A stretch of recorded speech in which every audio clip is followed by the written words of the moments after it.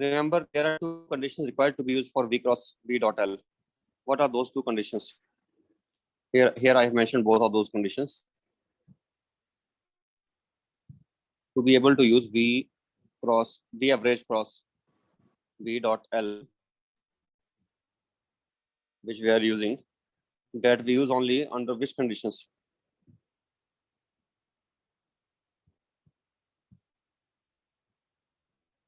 Under these conditions.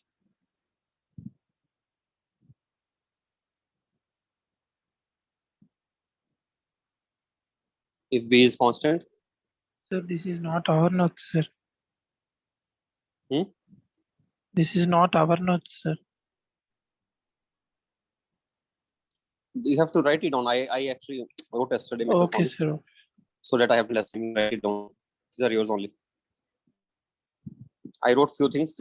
One for two purposes. One, I thought it will remind me, so I have written already. Brief layout is there, what I have to take today. Okay. I will explain everything and I will give you time to write down. You can note it down. So when do we apply this? If you want to put a heading on it, you can put where to apply E equal to V cross B dot L. So you can say we can apply if two conditions are met. What are those two conditions? Is constant. Yeah, you already know this condition, but I think I forgot to mention this one. This is also there. That plane of the rotation is perpendicular to B. Although I have taken those cases only where I have applied this. But if it is going out of the plane, means this wire is not just in one plane. If it is not rotating in this plane only, and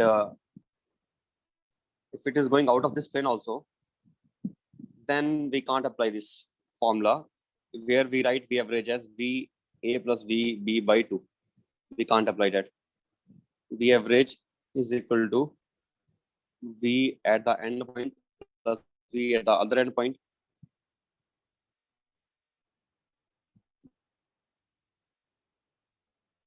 divided by 2 only if the following conditions are met.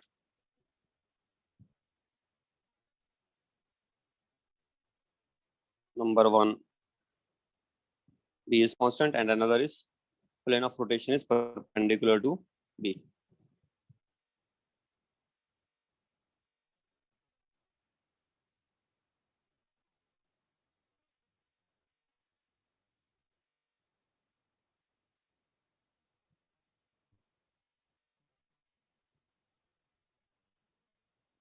You understand meaning of plane of rotation?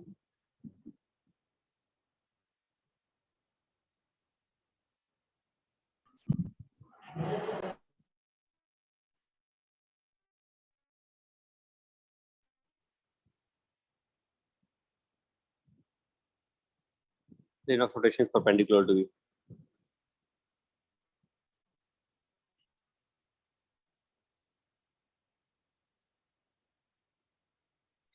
Sure, sure. Plane of rotation.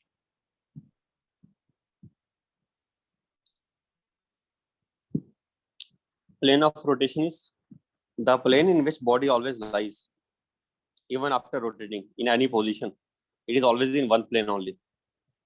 It is first of all, the body should be of planar body. It should lie in one plane, and plane in which it is that should be in same plane only. It should never fall the. For example, if this body is kept horizontally, this curved wire is kept horizontally, then even after rotation, it should remain on.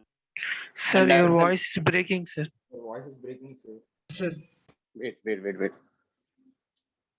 Just wait.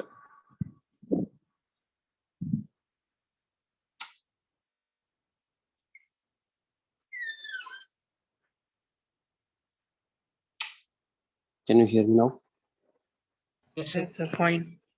Okay. So I was saying that the plane should be this single plane. If the body is lying in horizontal plane, for example, it should continue to be in horizontal plane. It cannot change the plane of rotation. It's not like the body is now in horizontal plane, but after some time it is out of the plane. That should not happen. It should remain within the plane. Is it okay? Have you Sir, understood? Yes.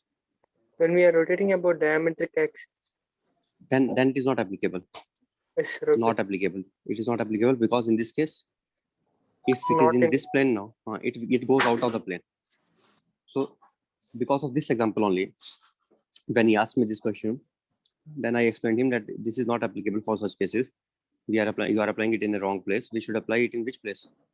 Only for the cases where this is valid. These conditions are met. B is constant and plane of rotation is perpendicular to B. Why do we do that? That may give you a derivation so that you understand it properly. Where should I derive it? Let me derive it. Just wait a second.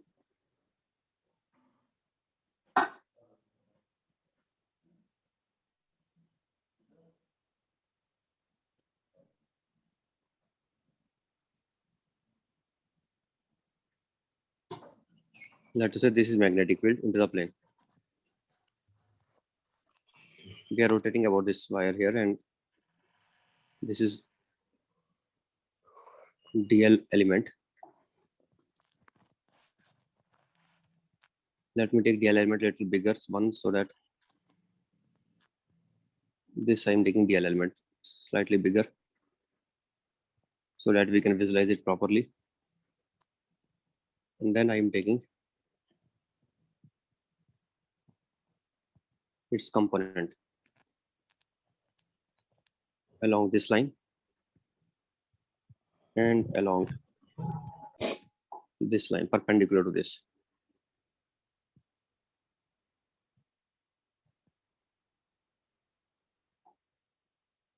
Can you guess what those components will be?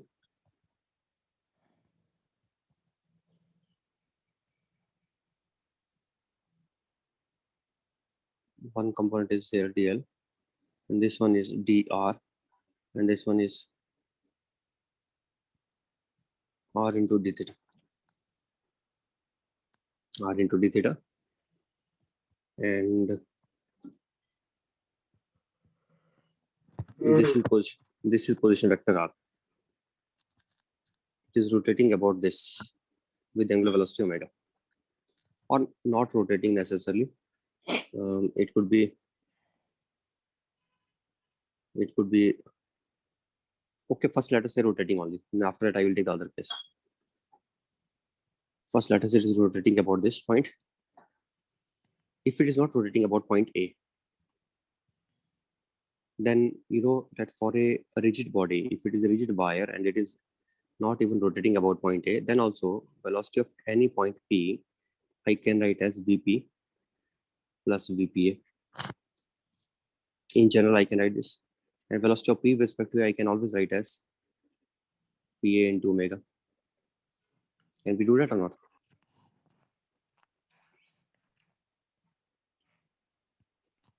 Yes, sir. I think Vp, sorry, Va, this is wrong.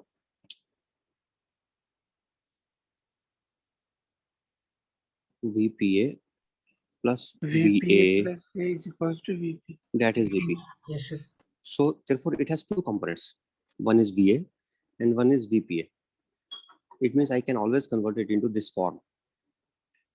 So when I want to now integrate it, EMF, first you write the EMF. EMF is equal to DE is equal to Q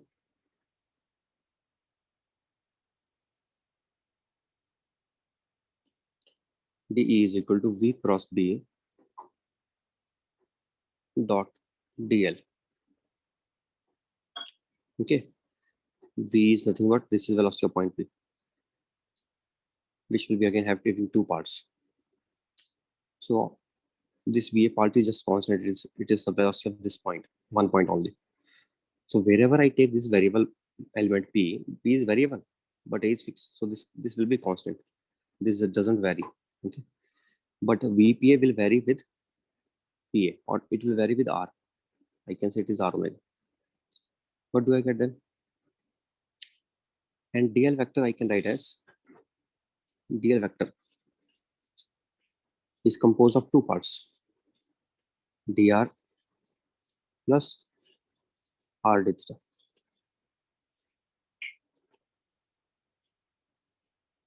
dr is in which direction? R cap. And r d theta in theta cap direction. What is meaning of theta cap? This is theta cap direction. This is r cap direction, radial direction, and perpendicular to radial direction. Is it okay? Consider a wire rotating in plane perpendicular to. Consider a wire rotating in plane perpendicular to plane of perpendicular to Magnetic field. magnetic field, I should say. Magnetic field. So this is there. What we have to do, we have to find out, to find EMF. That we have to do. That is our main aim. Okay. One end is A, other end is B.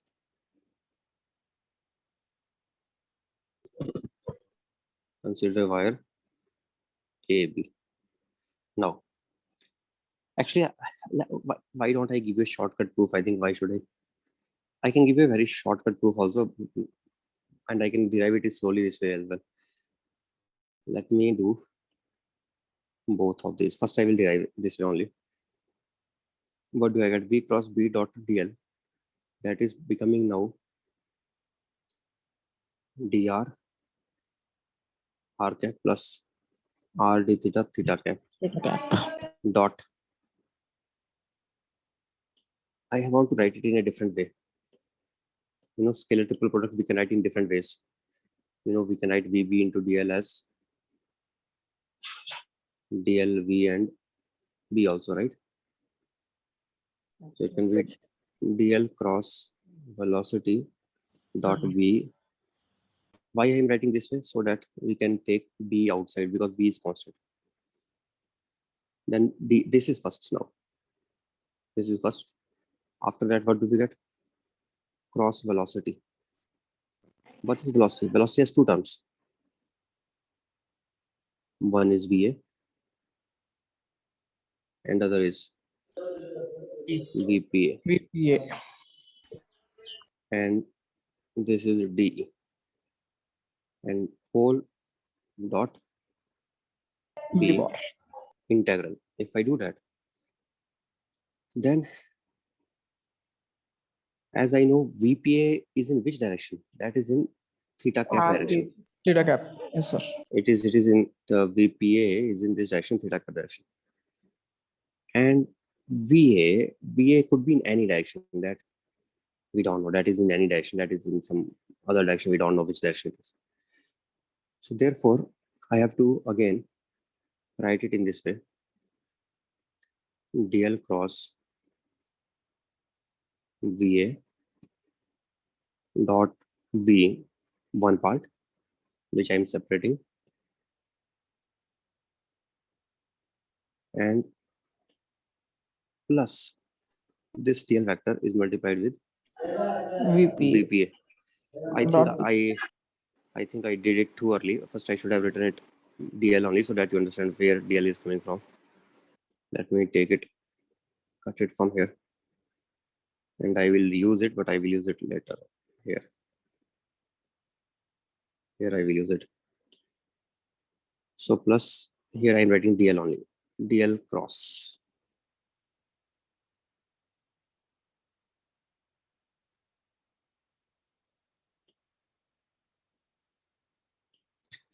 So plus DL cross VPA dot B bar. There are two integrals here, integral 1 and integral 2. Let us name these integrals as I1 and I2. And I will determine each separately. I1 plus I2 is the net integral. So if I, first of all, let me add one more page here. Now if I take second integral first, or maybe first integral I'm taking first. I1 is equal to DL. In this case, what is constant? VA is constant, B is also constant. Except for DL, everything is constant. So what we get then? We get just DL inside the integral. Yes, sir. Whole cross VA. VA can be taken out of the integral. And dot B. B. What is integral of DL? That is total L cross VA dot B. This is I1. So I1 is easily obtainable. Just L cross VA dot B. I1 integral 1 we have obtained. Now we are coming to integral 2. What is integral 2? Integral 2 is this. That I have to write in two terms again. DL cross VPA dot B. Here, can I take anything outside here? No, sir, only B. Only V I can take out, but I cannot take VPA because it is variable. But I Yes, can sir. write it as R d theta into no, sorry, what was Before VPA only exactly? you VPA R was omega into theta gap, sir. VPA was R omega into R theta. omega into theta gap. So it is R omega into theta cap, right? And this whole together can be taken common and B can be taken out of it. So right. Okay. This whole is in bracket. Now, what do we get now? Now take that dot product, cross product, sorry. What will be R cap cross theta cap? Let us do it by understanding physical situation. R cap theta cap. If I take a right hand thumb rule, then R cos theta is in which direction? I think into the plane. Along B. So I can say it is along B cap direction. Okay. R cap cross theta cap is equal to B cap. B cap is into plane. How do we know that? It is not a general formula. Now somebody will think that it is a formula that we should learn it. Not like that. From the diagram we are seeing that here B is into the plane. Or if you are confused, let us better write it as minus K cap. I think that will be better so that there will be no confusion. R cross theta cap will be minus K cap. Okay, minus K cap is our usual vector which we take into the plane. That only. This term is multiplied with this, so we are getting R into omega into dr into minus K cap. One term. Second term is 0 only. Theta cap cross theta cap is 0. Product two parallel vectors. Integral of this dot B. So here limits from 0 to total R. Let us say capital R. What do we get? R square R square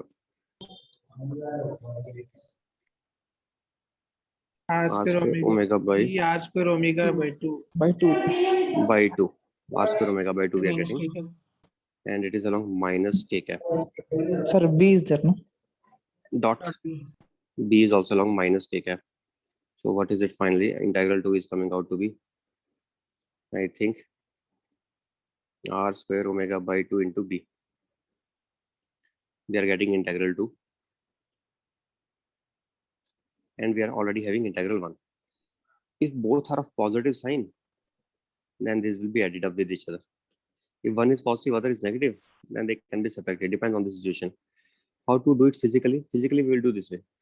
If VA is also this side, then VA and our R omega values are in same direction. They will add up. But if VA is in opposite direction to R omega directions, then that VA will, what it will do, it will contribute towards opposite side EMF. So this has to be subtracted in that case. So with that we can separately. So we notice what we are getting finally. We are getting the net EMF, which is equal to I1 plus I2. That is the net EMF, right? Net EMF is equal to I1 plus I2. Or we find we are getting, this is like translatory motion EMF due to. It is like EMF due to translatory motion plus EMF due to rotational motion. We can say something like that. We can separate it into two parts. Now, at last, again, so that there is no confusion remaining, let me do the same derivation, but this time I will do it in a very shortcut way. And this is again some curve here like this. And I'm making a closed loop. There is no closed loop, but I'm making a closed loop here.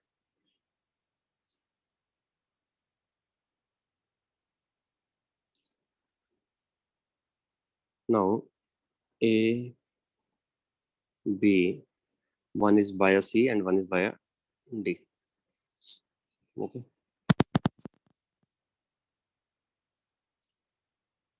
So you tell me now, or let me call D as straight path and curved path. If I again have same situation, magnetic field is into the plane, same as before, and this is again rotating as usual. What is the net EMF in this loop? Plane of, remember, plane is not changing, so area will remain same. What is the net EMF in this loop? Net EMF in loop ACBSA is equal to 0 or not? Yes. Why? Because B is constant.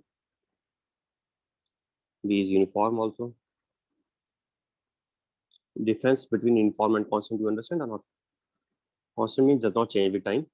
Uniform means that it remains same in the space. It does not change with the positions. Okay. So net EMF in the loop will be 0 then. Why it is 0? Because the flux is not changing. As flux through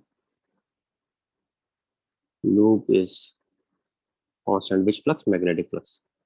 As flux through loop is constant, therefore net EMF in the loop will be 0. If it is 0, then I can say this is ACB EMF plus BSA is equal to 0. Okay. If that is 0, then I can say ACB through the curved path is equal to minus of ABSA in the straight line path. Or I can say it is equal to EASB. Very simple way. When we are getting the proof that whenever I have to find out through a curved path, I can always get a straight line path and I can get through that. But only in which condition it is valid? When this total area remains constant. Because if area changes, then this EMF will itself not be 0. Then sum of these two will not be equal to 0 in that case. Therefore, this will not become equal to the straight line path EMF. But here I can prove this curved path EMF will be equal to straight line path EMF. This is coming from this condition that net EMF should be 0 in that path. Is the net EMF 0 in this path? Yes, it is 0. Okay. I'm not saying that this is given, this is also given to us. This is not given. This was not there. We just made it up. But it is good enough. We are making it to make this point that this curved path EMF is also equal to straight line path EMF. So that you are not worried at all. And every time you can apply it safely, but keeping just one thing in mind, that total EMF in this loop finally is remaining constant or not in this area. It should remain constant. Okay. Whenever it remains constant in total in this, then we can always do that. There is no problem. Is it okay? Yes, sir. All right. So now,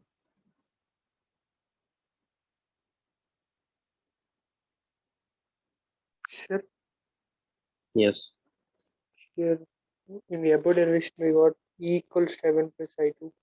I changed the order here. Order I have wrongly. First page numbers are, this was my first page. And second page is, I think, this one only of derivation. Second page. But I inserted another page in between, which was not to be done. This is the third page, remember, and this is the fourth one here. Okay, page 4, page 3 is below that. This is page 3. And yes, now you asked your question. What was the question? So this is page 1. Yes, you ask it.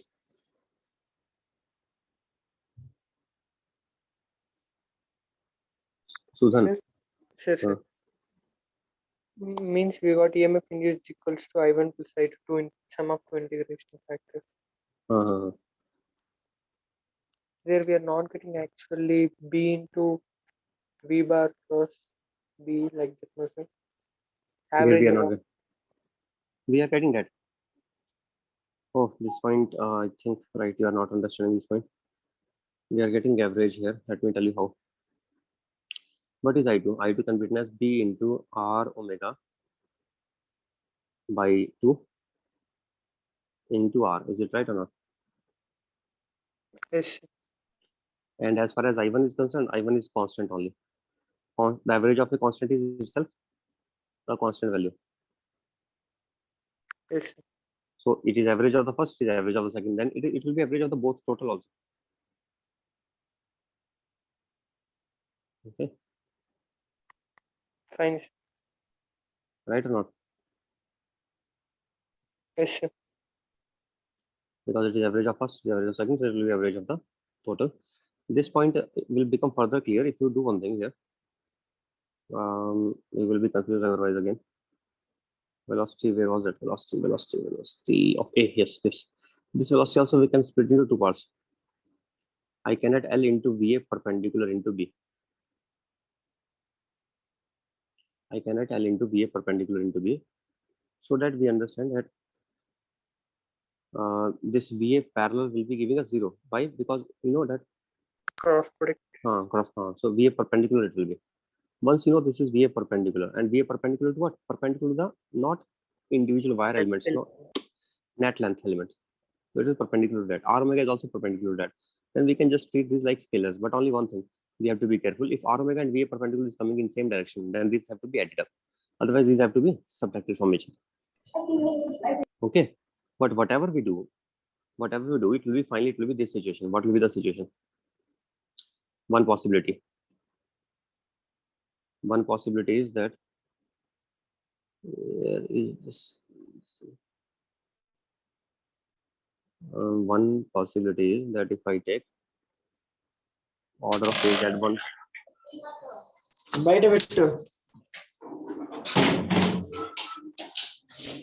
Please mute yourself.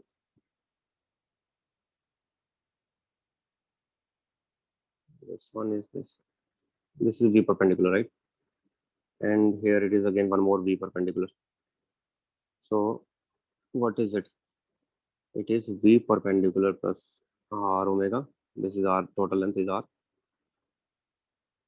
or L, whatever it is. This is R. I could have written this also as finally. This is also then R only.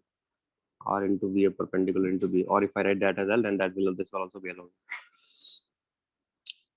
So what is it? It is V perpendicular. I'm assuming it to be omega was in this direction. Okay. VA perpendicular, and it is VA perpendicular plus R omega. Then tell me what is average? Average is VA perpendicular plus R omega plus VA perpendicular divided by 2 into VA perpendicular plus R R. into B. What was it? B into B perpendicular into R, right? Only this is EMF. So what is that? That is coming out to be. We will be getting definitely V into VA perpendicular into R separately plus V into R square omega by 2 separately. We can always split into these two parts. And in this case, this is one case. Another case is also there, no? What is that case? When they are in opposite directions. This is VA perpendicular backwards.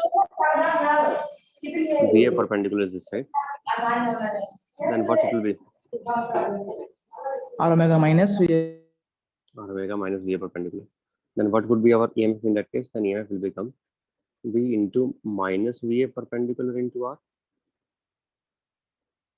plus B into R square omega by 2. This, and in which direction the positive charge will tend to go? Because I am assuming this first EMF to be negative. This also will come from average only. You understand? Just change the sign of VA. VA will become minus minus. It will be minus here also, and we will get this. Okay. Just changing the sign. Changing sign of VA perpendicular in above the equation. We can get EMF for following case as well. Following case.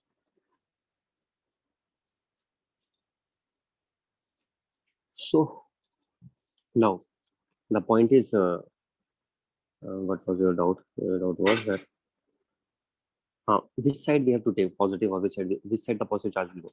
If positive charge is here and velocity of this positive charge, let us take in r omega direction, because I'm taking r omega as positive.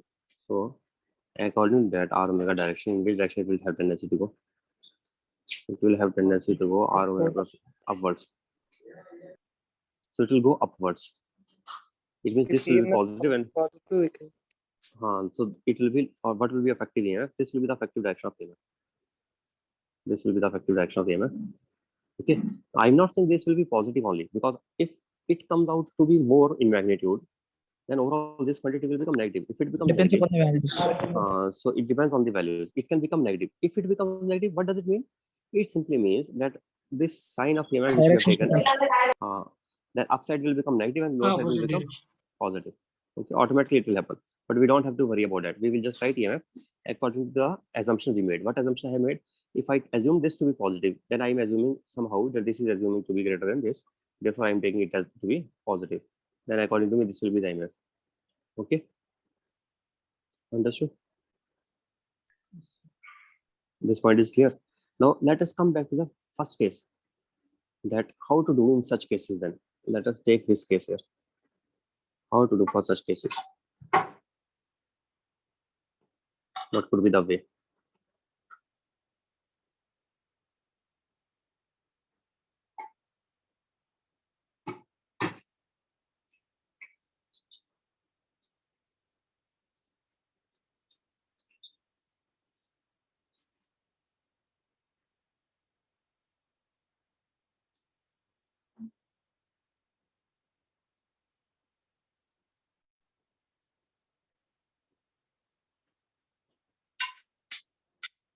This is the situation now, and I want to find out what can be done in this case. Actually, his question was not to find out the net EMF. If net EMF he's asking, then you already know how to find out the net EMF, right? We have already done this before, and you know how to find out the net EMF. But his question was, but if in this complete loop, which is rotating, I want to find out EMF only across a particular section of wire, across a particular length of the wire, which is from A to B, making an angle theta. How to find out for such case? And it is rotating about diametric axis.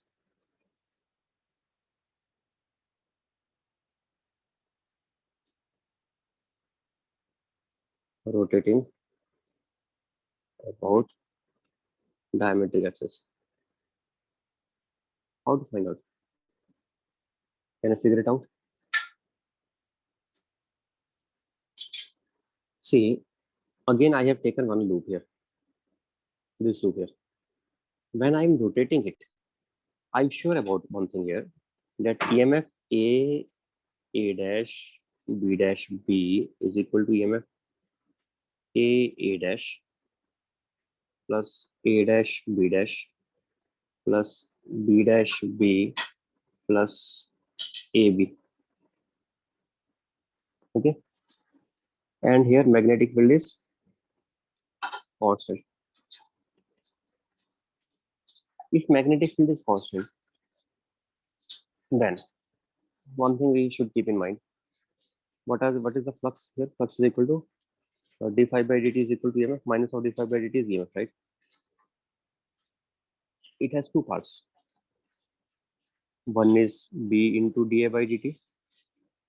Second is A into dB by dt. If B is constant, then what happens?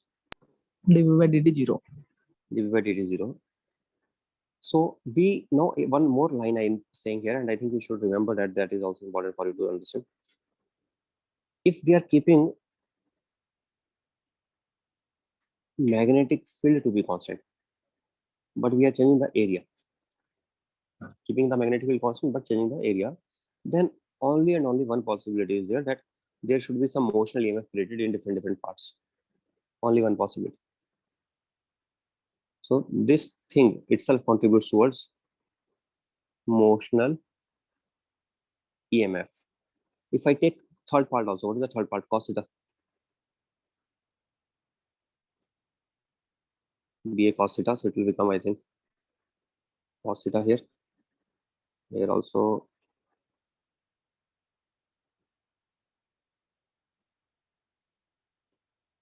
cos theta here, and first term will be b into a into d cos theta by dt plus. Actually, these both are because of motion. These can be found. Both of these can be found by motional EMF separately. What is that motional EMF formula? V cross B dot dl integral. By this formula, we can find this as well as this both. Sum of these two we will obtain. This both sum together we will obtain by integrating also. But this third part we can't obtain by this method, because in this case we are already having a rate of change of magnetic field. So as long as B is constant and we want to find out d phi by dt, I can always do this thing. I can always find it out by this method. So here also this method we can apply across AB. We want to find out, we can apply that method anyway. But you tell me one thing now. What is the EMF created in A dash part and A dash B part and this part and this part? Can you guess it? What will be the motional EMF in A dash part? 0. I think don't say, because I told you yesterday. Please let others also think, and I want to see whether the class follows or not. Because if they are not knowing that, so that is the main purpose why I'm explaining this thing later. Because I was having this expectation that they know, but probably they don't. Sudan and others, please tell me, why is it 0? He said it right only, but why would it be 0? What is the formula for motional EMF? Motional EMF formula is, as we immediately some element across. Let us take this axis as something. Let us say it is x-axis. Then my motional EMF formula will become V cross dx. It will become V cross B dot dx. What will be the scalar triple product of these three vectors? We know these are lying in one plane. Are these lying in one plane or not? These are all lying in one plane or not? It's not difficult to tell. If I'm rotating it, then velocity vector is into the plane. Magnetic field is also in the same plane, and this length is also in the same plane. It is in vertical. If I'm looking at a horizontal circle right now with horizontal diameter, then the plane of this will be vertical, right or not? This all vectors are lying in vertical plane. Is it correct or not? So Yes, dx sir. All of these are lying. Huh? dx is along dx. A dash A dash. A dash A, that is also, this is also in vertical plane only. What is the problem? If I take a vertical paper, then in vertical paper there will be one part which will be horizontal also, but it will be in single plane. Still, it is in single plane. Yes, sir. Okay. Yes, sir. So this is lying in one plane. If it's lying in one plane, then its scalar triple product will be 0. Okay. There is another way to tell the same thing. It is mathematical, somewhat complicated, and we have to really figure out whether they are in the same plane or not, and there will be difficulty to understand. There is one very simple way to tell. Yes. Sir, if two vectors are parallel, then their cross product will be 0, no, sir? Yes. They here V bar and B bar are parallel, no, sir? They don't remain parallel, actually. I could have said that also. They are parallel at this instant. I'm not asking just at this instant. I'm asking in general when it is taking a complete turn. In that complete turn, V and B are not remaining always perpendicular to each other, parallel to each other. Are they remaining parallel to each other always? But they always remain in one plane. Okay, sir. Wherever this circle goes, they always remain in one plane. That I can guarantee, but I cannot guarantee that V will always remain parallel to B. That will soon change. If the circle will be tilted, then they will no more remain parallel. Is it right or not?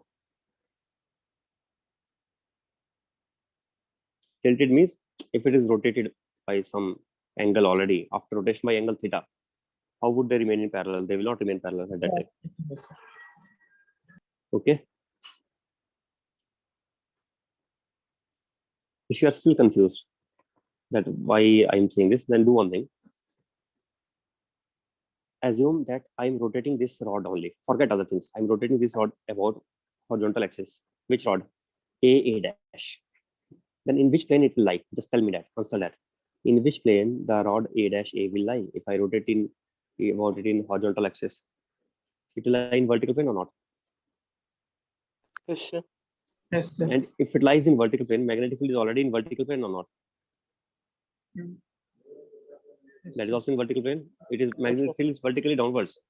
Magnetic field is vertically downwards, and this A dash will always lie in vertical plane. Means that length will always be in the same plane as that of magnetic field. Then I can say quickly that definitely the scalar triple product will always be 0. Okay. Understood now?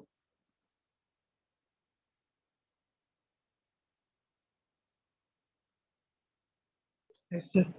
Right. Same argument I can give for BB dash. And for A dash B dash, it is easiest of all. It does not even move.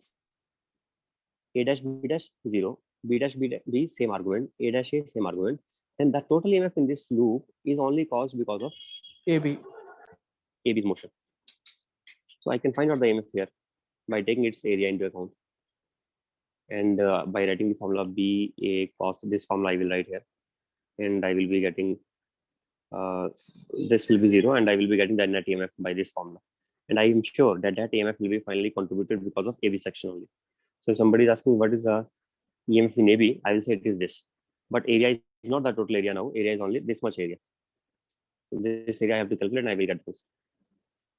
So if they have given alpha and theta, can you find out that area? R is also given. I think we can find out by little bit application of geometry. We can find it out. Right or not?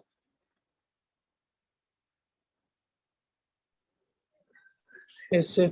Okay. So finally, what we are getting, this term 0, this term 0, this term 0, and we are having only EAB. That is it. This was a very important lesson to be learned. One more thing I want to tell here. I have done it mathematically, but we have always another way also. Like Lenz law is there, no? Which is we don't care about the signs and we just follow the Lenz law. We don't care about these negative signs anymore, right? And here also I forgot to take care about those. I've taken just magnitude wise after that. Magnitude of EMF will be this. Anyway, other approach is whenever you are thinking of EMF produced due to motion, whenever you are thinking of EMF produced due to motion, keep one thing in mind, as in the length element to be like, everything. I have this picture of cutting the grass by a sickle. Have you seen that or not? Yes, Cutting sir. the grass by a sickle. Assume this grass is like magnetic field lines. What is this like? Magnetic field lines. Okay.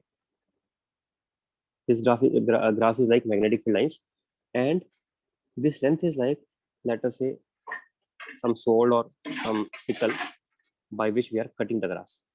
In order to cut the grass, I have to move perpendicular to the length, not parallel to the length. If I move parallel to the length, then I will be just passing in between the two strings, in between the two these magnetic field lines, but I will not be cutting them.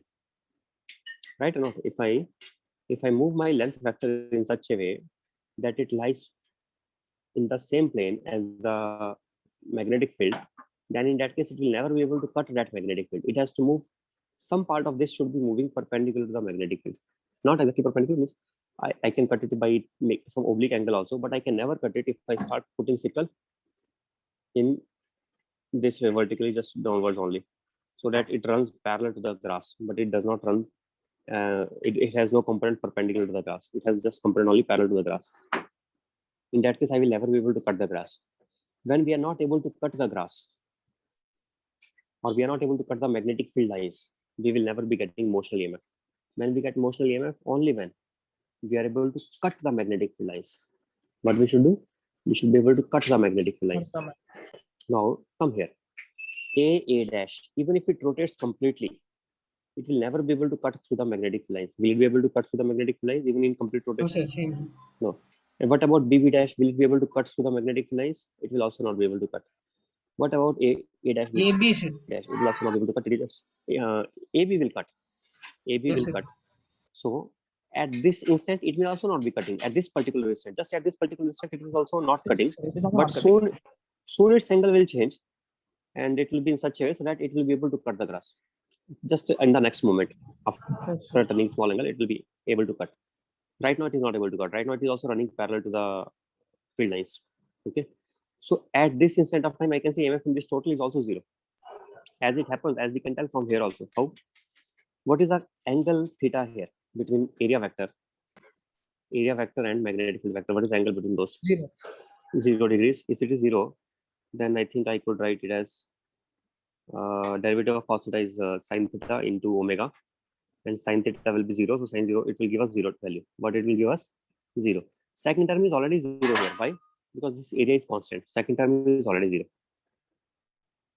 First term also becomes 0. Then we know already that at this instant, the EMF in this is 0. At this instant, even in AB part also it is 0.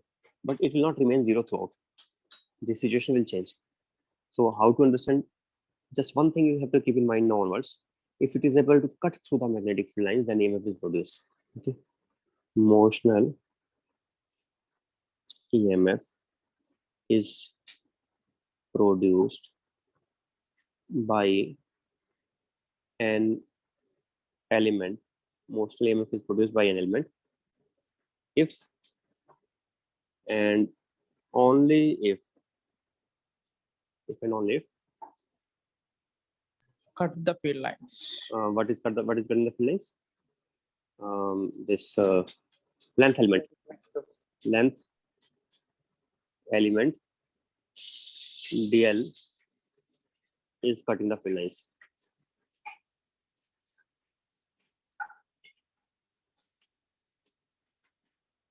Cuts the field lines. Okay, cuts the magnetic field lines. Magnetic field lines. It is important. Okay, just keep it in mind. So, fine.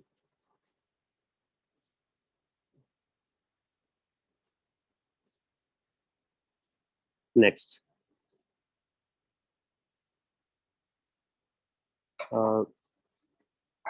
d5 by dt for this. Okay.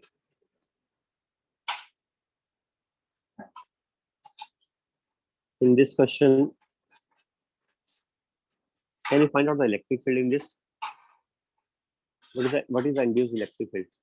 What will be the induced electric field in this loop? Can you find it out? Yes, If it is given that Yes, sir. B is changing, B is equal to KT. I have found out the induced electric field, right? Yes, sir. You have found. I have found. I told sir. So again, maybe I don't know, some other students also may have this doubt. Dheeraj was asking yesterday that if I take E dot dl, okay, magnitude wise, actually minus of E dot dl, but I never care about signs, and you know the reason why I don't care about the signs, because I already have Lenz's law to tell me the direction. Lens law. So he said that if I have a formula like this, minus of E dot dl, why are we using another one? Understand, these are not two different things.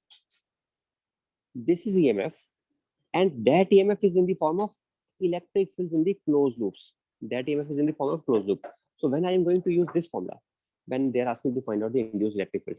Otherwise, if they are just asking EMF only, do I need to go to that? No. Means first we get EMF, that gives us electric field. It is not opposite. Don't think that first somebody will give me electric field and then we will get EMF. Not like that. First we get EMF and that gives us electric field. Is it okay? Understood? Yes, sir. Okay. First we get the EMF and that gives us the electric field. You just think in that way. At your level, you never have to go in opposite direction. Means you never have to first determine electric field and then get EMF. Although I can do that also, I can first determine electric field and then I can find out the EMF from that also. But you don't have to do that.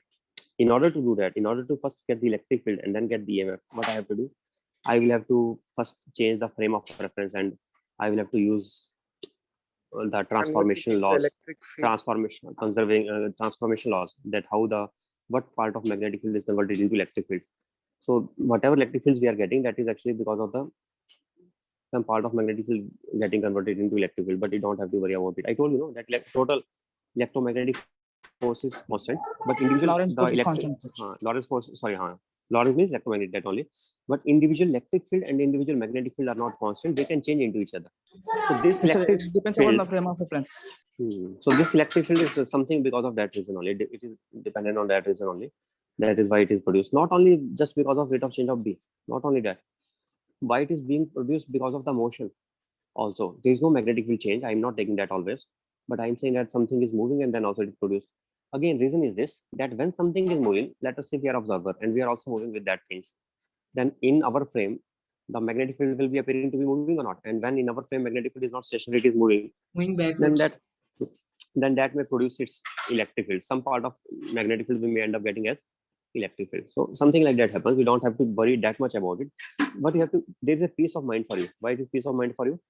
Because they will always. You have to always go this way. First, you have to find out EMF, and then you can get the induced electric field. Your path is completely set. You have to do this. First, you have to get magnet. See, first some magnetic field will be there, and from that we will be getting flux. From that we will be getting EMF, and from EMF we will be getting electric field. Never try to do opposite. This is how we have to go. And how to get electric field? If I don't have this formula, I cannot get, obviously. So I have to use this formula. Should I put negative sign or not? No, I don't care. I just take here magnitude wise. Here also I take here magnitude wise, and I don't take negative sign botheration unnecessarily. That direction I can always tell from the Lenz law. If somebody is still confused how to tell the direction of EMF from the Lenz law, then you do one thing: replace this by a imaginary conducting wire, and then find out the induced current in the conducting wire. That you can get by the Lenz law. What is the induced current direction? So the electric field will be having same direction as the direction of induced current. Okay, what direction electric field will be having? Same direction as the direction of induced current. So where will be the induced current? In the we will assume some conductor to be kept there. Okay, why we are assuming that? Just so that we can get idea that what is the direction of. But that is again one more thing, that we should take only circular conductor, and that circle should be concentric with the magnetic field region circle. This is circle of magnetic field region. This is circular conductor. They should be concentric. Okay, not some other circle somewhere else. Not like that. Some concentric circle. If I take, then I will be getting induced current in that, and that induced current will also be telling me the direction of electric field. Okay. Right. This is what we have to do always. So if you Sir, remember, yes. Electric field is B K capital R square by 2 small r. E into 2 pi. Let us consider this as small r. And what I want to take the radius, I want to take the radius to be capital R of magnetic field region. Then I will be getting square into dB by dt. E into 2 pi r is the EMF, and that EMF is equal to area is constant of the electric field here, pi r square into dV by dt, which is equal to pi r square into k is equal to E into Yes. 2 pi r. It is that. It is that. Is it okay? So what is E then? Induced electric field. Induced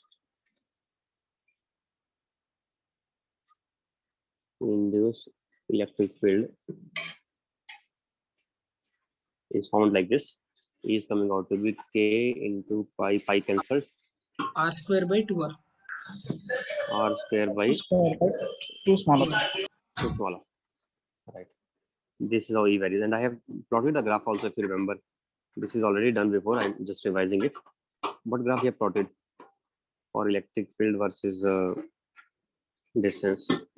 It increases linearly first inside the circle Up to R. of, then it decreases hyperbolically up to R. It increases. Here E becomes inversely proportional to R. Here E is directly proportional to R. Sir, Why it that is happens? for, I think, magnetic field, sir. You draw the graph for. Wait a second. I have drawn for this also. You don't remember? Let me do it again. E for R less than R. If it is R less than R, KR then by what would be my KR by 2. this will be the loop where I have to take EMF in this loop. If it is R less than capital R, and the other is R greater than capital R. For R less than capital R, my EMF will become E into 2 pi R again, but that will also be equal to pi R square this Small time, r because up to what is the flux now? Flux, I don't have to take the total flux. I have to take the flux which is within our loop. In this loop, flux is only this much in this much area. In this much area, I should take now. So it is becoming pi R square into d by dt, which would be pi R square into k. K by 2 Then pi I'm R. getting E into 2 pi R. So E is equal to R into K by 2. K by 2. So you can see that it is proportional to R only. Understood? Just like that. Right. So let us take another question now. What is the EMF across the ends of a spiral? There is one question pending which I could have taken. I don't know where I lost that. I think it is the beginning only. First page. This one, yes. This one also I want to take first. Let me take this one first.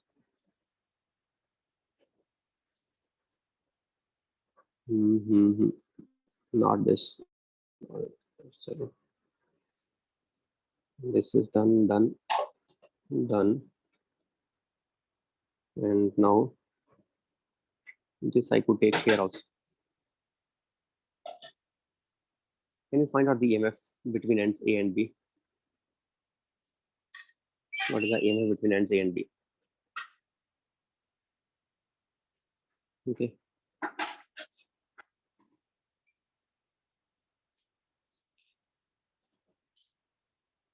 Across different paths. There are paths here. Path number 1, number 2, number 3, number 4, and number 5. What is EMF in path AB? I need to know one thing here. I have told before. If you don't remember, I'm telling you again. Just take radial lines. They are not given to us.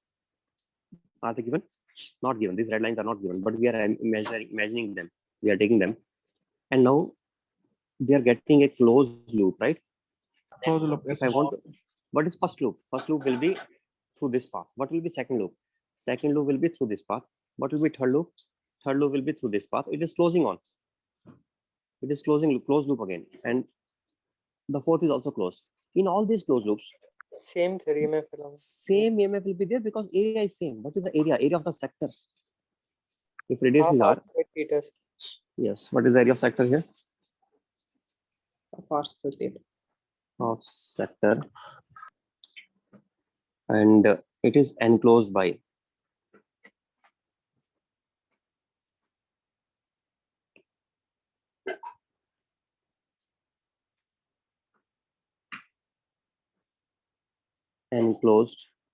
area of sector enclosed by loop 1. 1 means it is OAB. Loop OABs. OABs because there are several OABs loops.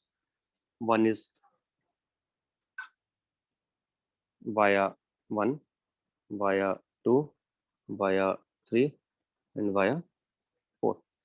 Area of sector enclosed by the loops OABs via 1, via 2, via 3, via 4 will be same.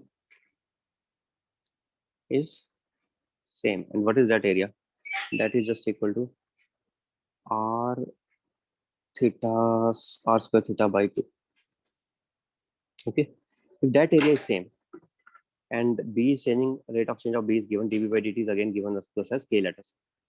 Then what will be d phi by dt? D phi by dt will be equal to area into dB by dt, which will be equal to R square into theta by 2 into K. K. Now notice one thing here, and another point, another important point. What was that? We know that along radial lines, EMF will be 0, and I have given you reason. As electric field lines are, as electric field lines are always perpendicular to the radial lines. As induced electric field lines induced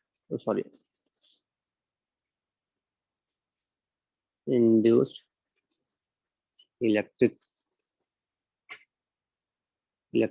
field lines are always perpendicular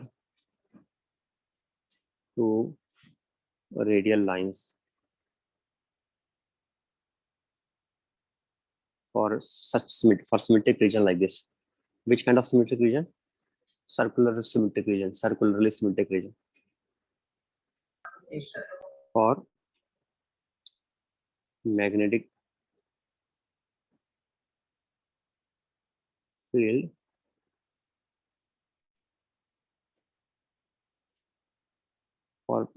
field region which is cylindrical or we can say for radially symmetric magnetic field or radially symmetric magnetic field. What do we mean by radially symmetric magnetic field? Means magnetic field should be a function of R and not other things, not theta, not other things. It should be dependent on R. That could be constant also. Here I am taking constant, but even if it is not constant and it is dependent on R, like it could be KR, or it could be K by 2R, or it could be something B naught into E raised to R minus R, whatever. If it is dependent radially on R, and even if it is lying in the whole space, we don't care, but we know from which center, from the center of that place from where it starts depending radially outwards.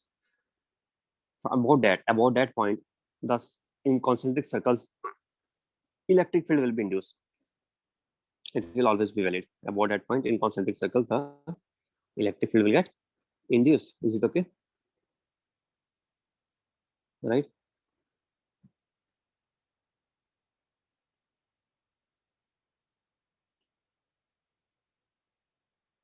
And induced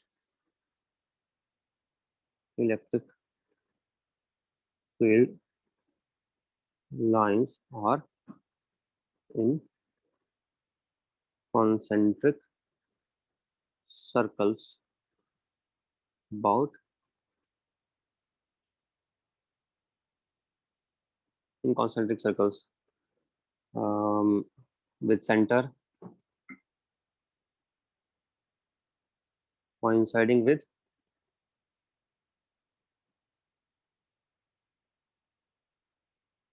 the center of magnetic field region. While I am writing it as R, here R is not radius of sphere, it is cylindrical radius. Means somebody may think that it is like R varying, R means like spherically, somebody may start thinking, not spherically varying. How it is varying? It is cylindrically varying. Okay.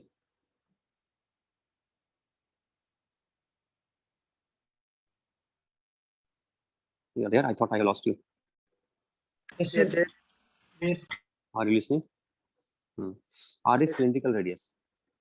So this important point you will keep in mind, and we know that these all are same only. Now it is very interesting actually. Why? Because we know, definitely we know, 100% we know that these field lines are non-conservative because electric field lines form closed loop.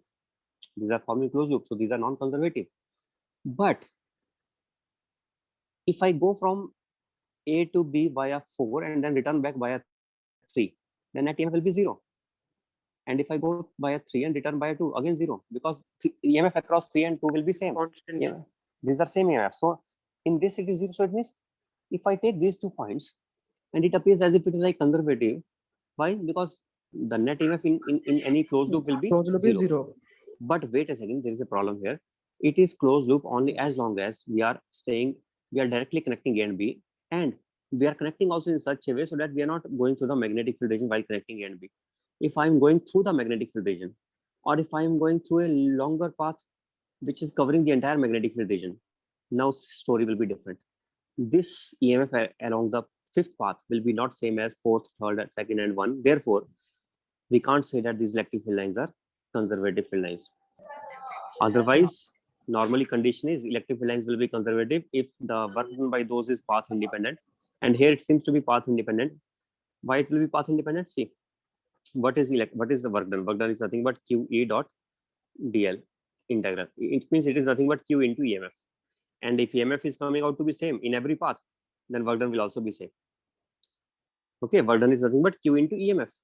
But we can see clearly that work done is same only through these paths, but not through a longer path now. Why? Because in this longer path, what is the magnetic field? What is the sector area of this path? Sector area of this path will come. Sector enclosed will be 2 pi minus theta multiplied by. In place of theta, I have to multiply by 2 pi minus theta, which is much larger in this case. So it will have larger EMF through this path as compared to through the shortcut path. And if I take multiple turns, then you know what would happen? Then for every turn, I will take a angle 2 pi. If I'm taking already n total turns, then n total turns means go from A, come back to A, go from A, come back to A, go from A, come back to A. N total turns, then it is already n into 2 pi angle. Plus, at last turn, you just go up to B maybe, then plus 2 pi minus theta. Then that will be the total. So what will be the total area enclosed? I can say n into 2 pi plus, for each turn means I mean to say for each turn we can take separately EMF due to the rate of change of this magnetic field. Okay, so EMF will be much more in that case if there are many number of turns here, right? So this is I think, have you understood this or not? Yes, sir. Yes, sir. Okay, so EMF is definitely path dependent, though sometimes it appears that it is not path dependent because in some places it is not, but we can't say it is conservative because for it to be conservative, it should be path independent, not through just few specific paths, but through all the possible paths. Okay, through all the possible paths, it should be path independent. Then only we can say it is conservative. But as far as, let us say, let me give you another question here. Let us say the same situation is there. This is a magnetic field region, and here I have some ellipse or circle or any other shape.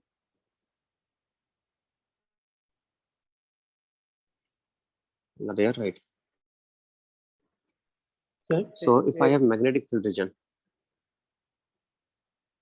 and I'm asking you a question and I'm just leaving it for you to think about it. This is a ring, bead. Ring is frictionless, and there's a bead here. Bead is of mass m and charge q. Bead is of mass m. It has some velocity v. And here we have this varying magnetic field region, which is varying as B is varying as same way dV by dt is constant. That is k. K is some constant.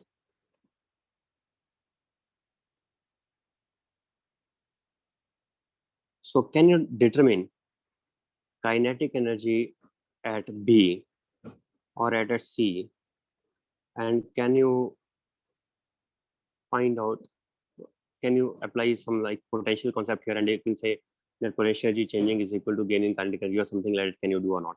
Just think about that. Can you apply those concepts in this case or not, if this loop is fixed here?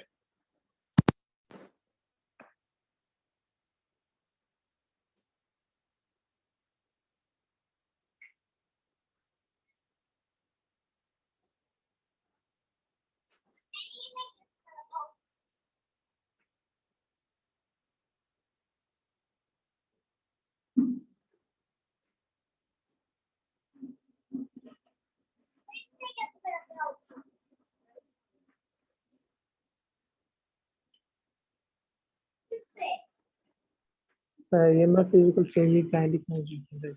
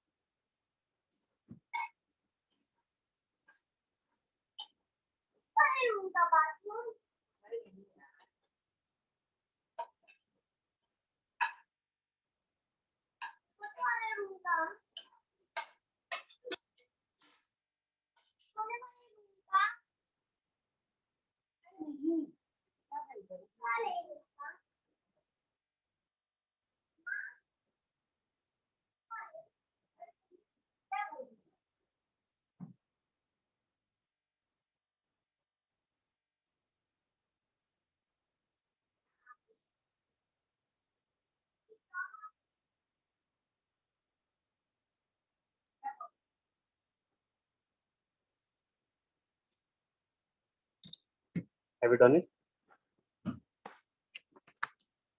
Yes, we can take EMF is equal Can we to apply change the in kinetic potential? energy. Can we apply the potential energy concept for this or not? We can do that safely here, no problem. Because as far as this loop is concerned, I know that this field is still acting like a conservative field. Is it acting like a conservative field for this part or not? Yes, it is acting like a conservative field for this part. I told you before that if I take a loop here in this way, then net EMF in that loop will be 0. Okay. Yes, yes. And in that case, the electric fields are constant in space, although these are curvilinear, but these are constant in space. And if these are constant and don't change, this will be constant only if I assume K to be constant here. But if K is also varying, then probably again we have trouble applying the that concept of potentials. But here we can apply. As long as work done in any closed loop remains 0 throughout the time, then we can safely apply the potential energy concept. I can find out the potential at a given point. How? By assuming potential at some reference if we have to take to find out the potential. For example, I can take reference potential at A to be 0. I can do that.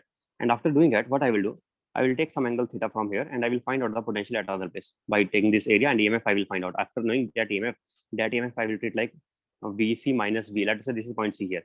VC minus VA will be equal to that EMF, but VA is 0. So I will get VC. VC will be equal to that EMF. Similarly, I will get VB. Similarly, I will get other places, potential at different points. And once I know potential, then I can say simply that the change in kinetic energy is equal to gain in potential energy. I can use that concept here, and there is no problem in that. We can do that. Okay, we can do that in such cases.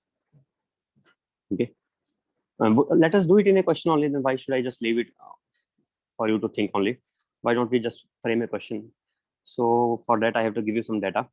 Maybe like this, I will be giving you. This angle is alpha, and another here at point C, the angle is theta. Find out what would be the kinetic energy at C. If it has initial velocity V, mass is m1, and charge is q, what will be the kinetic energy at C?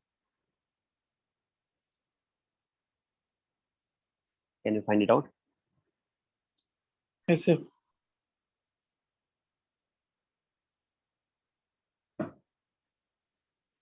Find out what is the kinetic energy. How to find out? Simple way. We Just find out directly EMF from this initial point P to C. Directly we can find out. What is that? It is theta minus alpha. Directly we can find out EMF from P to C. No need to worry about potentials. No need to worry about any other thing. What is EMF from P to C? EMF from P to C is equal to R square by 2 into theta minus alpha by 2 alpha into K. into K. Right? That it is. If I know the EMF, then I know also EMF from P to C into charge is equal to work done. And work done is equal to change in kinetic energy, which is equal to half of m into velocity at C square minus half of m into velocity at P square. It is as simple as that. But magnitude wise, it is not with proper sign till now. Why? Because I really don't know what is the sign, in which direction it will tend to accelerate the charge. Will it tend to accelerate this side or will it tend to accelerate other side? Now, let us see whether it is trying to accelerate it or not. But magnitude wise, this relation we can still trust. But sign we have to be careful. It may be increasing speed or it may be decreasing the speed. In order to tell the sign, if this is a positive charge and electric field lines are in anti-clockwise direction, then as we go from in clockwise direction, then the speed will be reduced because electric field will be QE will be opposing that, right? On the other hand, if electric field lines are in clockwise direction, then as we go from P to C, ultimately in this angle we are turning in clockwise direction only. Theta minus alpha is clockwise or not with respect to this point. If it is clockwise and our field lines are also clockwise, then the speed will be increased. Please. So let us try to find out what is the field line direction by using Lenz's law. Crosses are increasing. Crosses are increasing. So It will anti-clockwise. try to Anti-clockwise. decrease. It will Anti-clockwise. try to decrease the Anti-clockwise. cross. It will try to create a dot field. It will try to create a dot field. Dot field means use right hand thumb rule. The field will be in anti-clockwise direction. Anti-clockwise means it will decrease the energy as we go from P to C, or as we go from don't worry about P to C, just think about the angle theta. In theta angle, how we are going? We are going in clockwise direction. But electric field is in which direction? That is in anti-clockwise direction. So therefore, we know that work done is negative in this case. Or I can say that Q into R square by 2 into theta minus alpha into K, negative of that value, is equal to half of M into final kinetic energy, Vc square, minus half of M into Vp square. This is it. This is it. Okay. Understood now? So what is the lesson learned here? This is the work done by EMF. This we are writing work done by EMF. EMF can be taken just like a battery, and same way we can find out the work the way we find out normally. Okay. Yes. Yes. Yes. Up to from 3 to A, it will be increasing the velocity. From which to which? P to A. Yes, correct. P to A it will be increasing, and A to C it will be decreasing. But I know whatever P to A is increased, same amount will be decreased up to this when we are in this radial line. In this radial line, the increase and decrease will become equal. Again, the kinetic energy will be same. After that, it will decrease further. Yes. Yes. Okay. Understood. Right. Good. So next question now we have, this is already discussed before, this one now. What is EMF across the end of the spiral? Where it is given that this spiral is having turns from, I don't know, should I take 0 or not? Sometimes there is a chance of becoming that log appear. Sometimes here log will not appear. I think I can take 0. So let us say R is from 0 to capital R. Radius of this spiral varies from 0 to capital R, and total number of turns are n.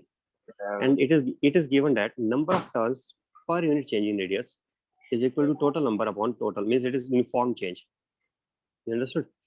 Uniformly the coil is wound. It is not like it has more density, more number of turns here and less number of turns as we go outside. Not like that.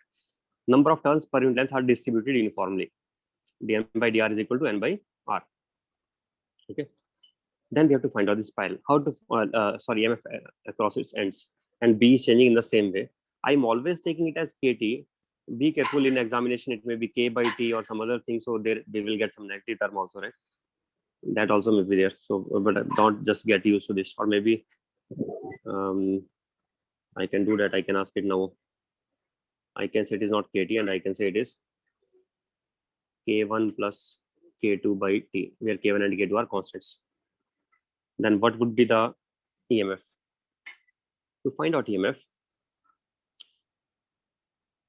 this is magnetic field, right? This is magnetic field, how it is varying. And we have to find out the EMF across and ZB. And in which direction it is varying? It is varying in cross direction. Okay. So what would happen now?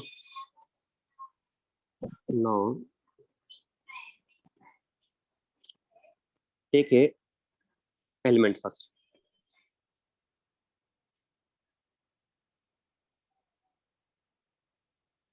Take element of dr width. How many terms will appear in that element? N by R into dr. In that will be dn will be equal to n by r into dr. This will be the number of terms. These are not circular loops, but these are approximately circular. Means it is tightly wound coil. My diagram is wrong here, but obviously I cannot make that proper diagram. But it is tightly wound. You can understand it is tightly wound. Now, if that is the case, then what would be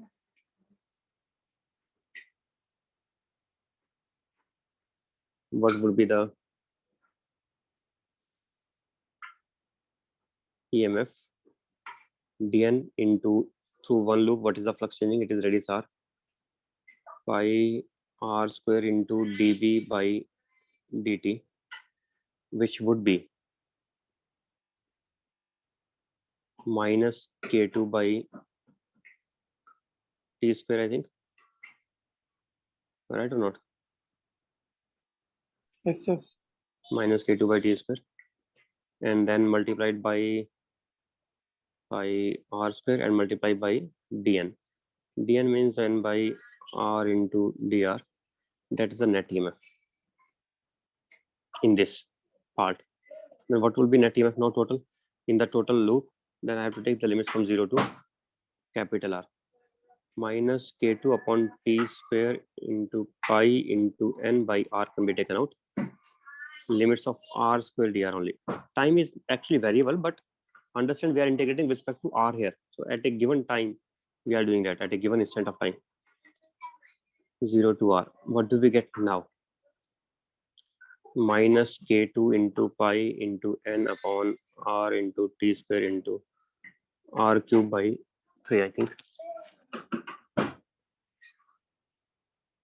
into r cube by 3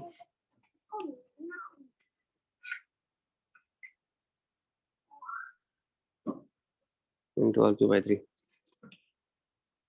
That is EMF.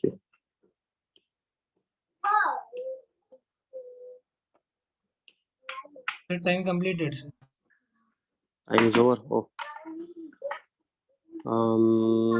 Can we finish this at You can least, and take after that? evening, sir, class. Evening I can take, although but not required, I think. We have already done everything, no? You already know the concepts, and you can move forward on your own also, no? So that class is not important, but you have to do the questions. Okay. Questions you keep doing. Okay. I have to take some self-inductance Okay, questions sir. here.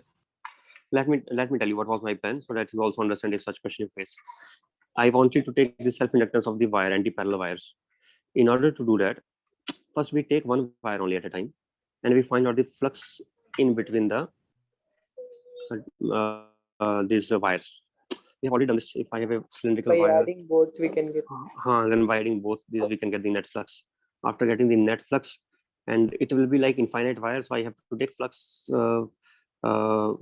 Flux per unit current will be inductance, but flux will be infinite. So I'm obviously taking flux per unit length in this case. Therefore, I will be getting inductance per unit length. If I take flux per unit length only, then I will be getting inductance per unit length. In this case, they will not ask inductance, they will ask inductance per unit length. Another question, this you cannot do. I have to do it myself only. If you face this question, just leave it there only.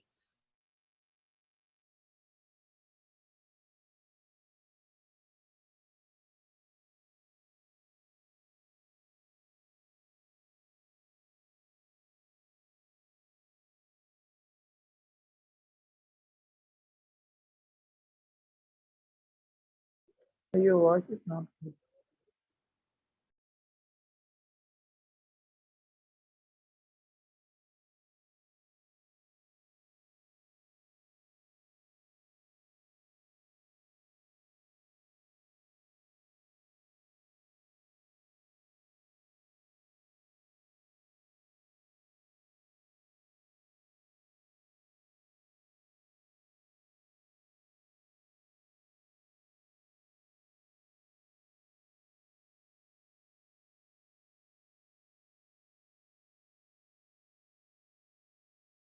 Sir,